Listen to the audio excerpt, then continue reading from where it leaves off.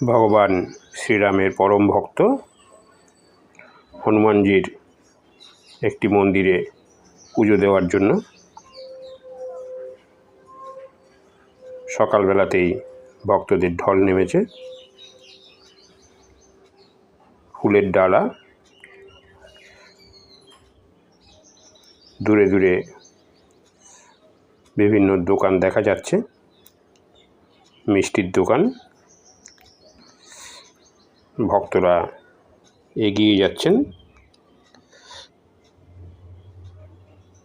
প্রচুর পুণ্যার্থী এসেছেন সারা ভারতবর্ষের বহু জায়গা থেকে। সকলেই উদগ্রীব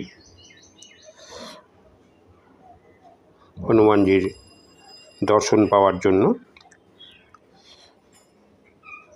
ভক্তিপূর্ণভাবে সকলেই দাঁড়িয়ে রয়েছেন শান্ত হয়ে। আমরা এই ভিডিওটার একটা অংশ আপনাদের জন্য আপলোড করলাম। আপনারা ভিডিও দেখুন এবং এপিস ক্রিয়েশন চ্যানেলটিকে সাবস্ক্রাইব করে আমাদের সঙ্গে থাকুন।